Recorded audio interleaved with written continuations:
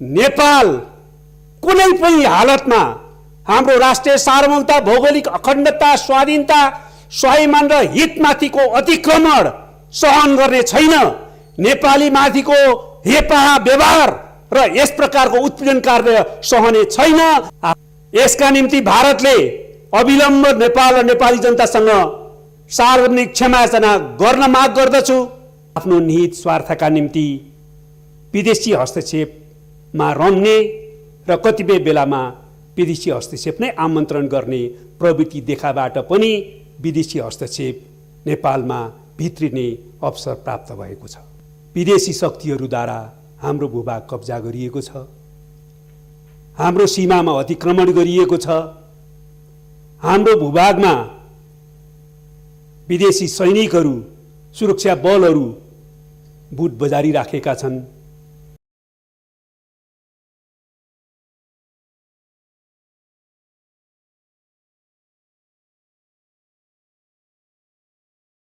माननीय नारायण काजी श्रेष्ठ, समय 15 मिनट। सम्माननीय अध्यक्षज्यू,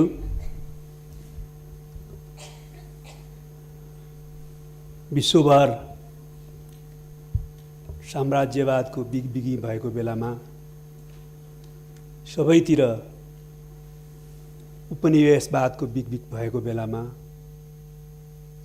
हाम्रै महादेशमा पनि हाम्रा वरिपरिका सबैजसो मुलुकहरू साम्राज्यवादी शक्तिहरूको उपनिवेश भएको बेलामा पनि हाम्रा पूर्वजहरूले, हाम्रा पुर्खाहरूले हाम्रो देशलाई कहिल्यै कसैको प्रत्यक्ष उपनिवेश बन्न दिनु भएन र स्वाधीन र स्वतन्त्र देशको रूपमा नेपाललाई, यो मुलुकलाई खडा गर्नुभयो। त्यस्तो स्वतन्त्र र स्वाधीन देशको नागरिक हुन पाएकोमा आज पनि हामी गौरव गर्छौँ। हाम्रा पूर्वज र पुर्खाहरूले त्यसैले हामीलाई यो अभिभारा दिनुभयो कि राष्ट्रिय सार्वभौमिकता, भौगोलिक अखण्डता, स्वाधीनता, स्वाभिमान र राष्ट्रिय हितको रक्षा गर्नु, साथसाथै त्यसको निम्ति राष्ट्रिय एकतालाई सुदृढ गर्नु।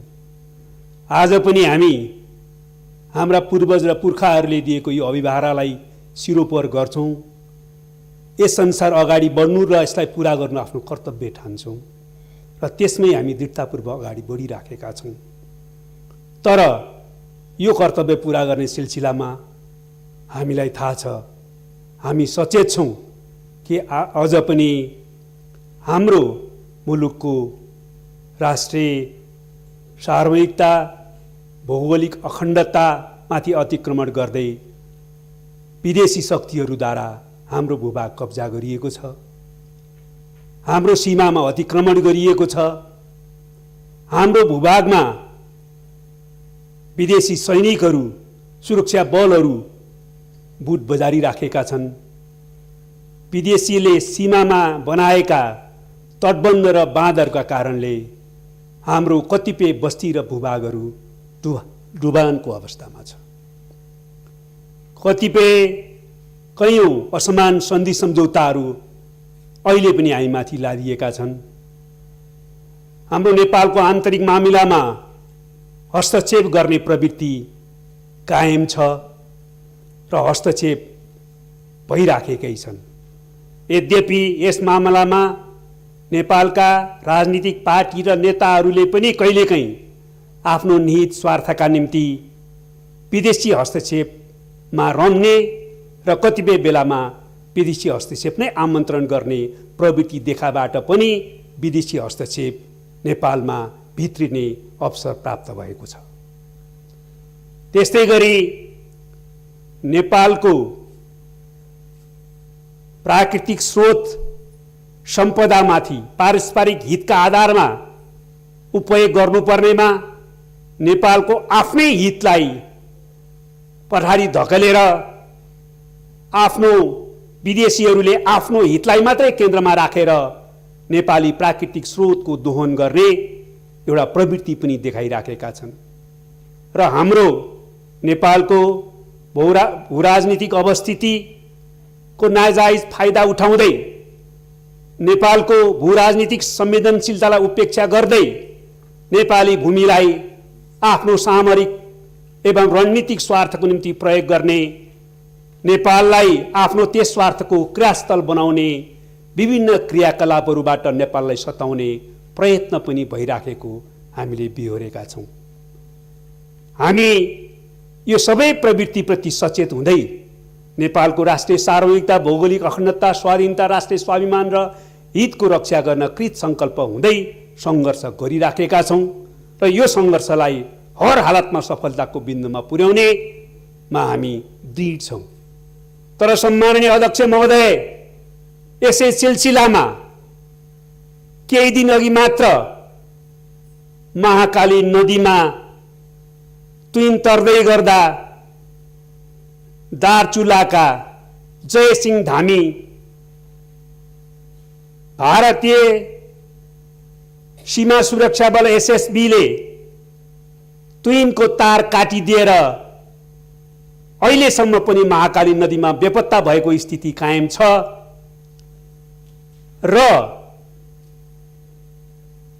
परिवारजनले उहाँको सास र लास केही फेला नपरेको स्थिति भएबाट निधन मृत्यु भएको आशंका गरी कुसको शव बनाएर अन्तिम संस्कार गरेको दुःखद घटनाले हामी सबै नेपालीको हृदय छिया छिया भएको छ। असहनीय पीडा हामी बिहोरिरहेका छौँ। अहिलेसम्म आएका सबै तथ्यहरूले के प्रश्न गरेको छ भने यो भारतीय सीमा सुरक्षा बलका व्यक्तिहरूकै कारणबाट, तुइनको तार काटिदिएकै कारणबाट जयसिंह धामी महाकाली नदीमा बेपत्ता भएका हुन्।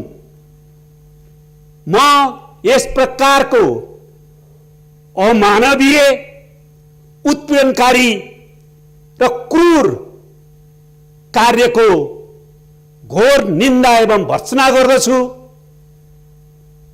यसका निम्ति भारतले अविलम्ब नेपाल र नेपाली जनतासँग सार्वजनिक क्षमायाचना गर्न माग गर्दछु। दोषी व्यक्तिहरूमाथि तत्काल कडा कारबाही गर्न माग गर्दछु र अबका दिनहरूमा यस प्रकारका हेपाहा उत्पीडनकारी व्यवहार अन्त्य गर्न नदोहोऱ्याउन पनि म जोरदार माग गर्न चाहन्छु। त्यसैगरी यस सन्दर्भमा नेपाल सरकारले छानबिन समिति बनाएर परिपक्व कूटनीतिद्वारा यो समस्याको संवादद्वारा समाधान गरौँ र आवश्यकता पर्दा जे कदम चाल्नुपर्छ सबै कदम चाल्ने दृढता प्रकट गरेको छ। सामान्यतया नीतिगत रूपमा त्यो ठिकै छ, तर यो ढिलो भयो। नेपाल सरकारको म गम्भीर ध्यानाकर्षण गराउन चाहन्छु। छानबिन समितिको रिपोर्ट छिटो ल्याएर छिटोभन्दा छिटो आफ्नो तर्फबाट भारत सरकारसँग गम्भीर विरोध र आपत्ति प्रकट गर्ने र दोषीमाथि कारबाहीको माग गर्ने र पीडित परिवारलाई उचित राहत र भर्तीको व्यवस्था गर्न तत्काल कदम चालोस् भन्ने माग गर्न चाहन्छु। नेपाली जनतामा यस प्रकारको अमानवीय क्रूर घटनाबाट जुन पीडा पैदा भएको छ, त्यो पीडाले देशभक्तिको बाँध, मानवता विरोधी कार्यको विरुद्ध उर्लिएको भावनाले त्यो बाँध भत्काएर आफै प्रतिवाद र प्रतिकारमा आउने स्थिति उत्पन्न गर्ने कार्य कुनै पनि हालतमा उपयुक्त हुँदैन। यस सन्दर्भमा नेपाल सरकारले तत्काल कदम चालोस् भन्ने म विशेष अनुरोध गर्न चाहन्छु। साथसाथै भारत सरकारलाई पनि म विनम्र अपिल गर्न चाहन्छु। हामी भारतसँग असल मैत्रीपूर्ण सम्बन्ध कायम गर्न चाहन्छौँ। हामी नेपाल र भारत बीचमा भएका सबै समस्याहरू पारस्परिक वार्ता र संवादको माध्यमबाट, कूटनीतिक ढङ्गबाट सकारात्मक समाधान गरौँ भन्ने पक्षमा छौँ। तर म भन्न चाहन्छु, नेपाल कुनै पनि हालतमा हाम्रो राष्ट्रिय सार्वभौमता, भौगोलिक अखण्डता, स्वाधीनता, स्वाभिमान र हितमाथिको अतिक्रमण सहन गर्ने छैन। नेपाली माथिको हेपाहा व्यवहार र यस प्रकारको उत्पीडन कार्य सहने छैन। त्यसका निम्ति जे गर्नुपर्छ सबै सङ्घर्ष गर्न नेपाली जनता, देशभक्त नेपालीहरू कृत सङ्कल्पित छन् भन्ने कुरामा पनि म स्पष्ट पार्न चाहन्छु।